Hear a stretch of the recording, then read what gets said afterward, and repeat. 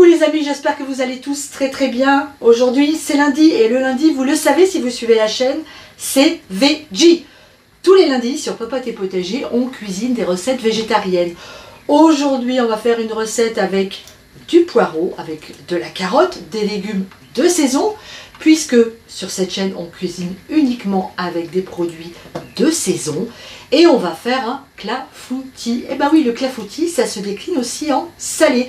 Vous allez voir, c'est une recette ultra simple à faire et comme d'habitude, hyper gourmande. Vous êtes prêts? C'est parti pour les ingrédients. Pour ce clafoutis, il va nous falloir évidemment des poireaux et des carottes, du lait, de la maïzena, des œufs, du sel, du poivre et une cuillère à café de curry. Je commence ma recette en fouettant mes œufs que je vais rapidement mélanger avec le lait. Une fois que c'est fait, j'assaisonne en sel, en poivre et j'ajoute ma cuillère à café de curry. Et je remélange. J'incorpore maintenant délicatement ma maïzena à ce mélange. Pendant ce temps, j'avais mis de l'eau salée à bouillir et je viens y mettre mes petits légumes que vous voyez. J'ai au préalablement coupé en petits morceaux les carottes en dés et les poireaux en tronçons.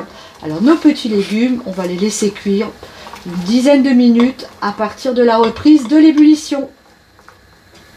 Je viens beurrer mon plat à gratin. Alors la petite astuce pour ne pas vous mettre du beurre plein les doigts, vous prenez un sopalin et vous posez votre beurre sur le sopalin. Et vous pouvez beurrer vos moules sans vous en mettre plein les doigts, ce qui est plutôt agréable. Je viens d'égoutter mes légumes. Alors, j'ai regardé mes carottes, c'est elles qui donnent le tempo. Il faut qu'elles soient encore un petit peu, vous voyez, fondantes, mais qu'elles restent encore un petit peu fermes. Là, c'est parfait. Et ben voilà, mes légumes égouttés, je les verse dans mon appareil.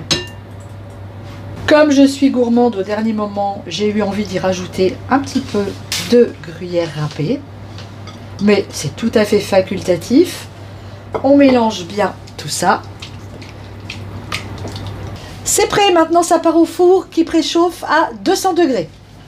Mon clafoutis est sorti du four après 30 minutes de cuisson. Regardez cette petite merveille, haute en couleurs et riche en gourmandise. Alors c'est un peu chaud, laissez-le tiédir avant de le déguster avec une très belle salade verte. Mais moi, comme d'habitude, je vais me sacrifier. Je vais donc le goûter.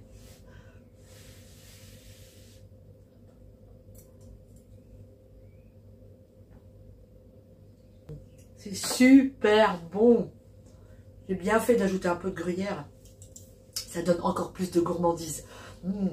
C'est vraiment délicieux. Les amis, je vous invite à refaire cette recette ultra simple, vous avez vu.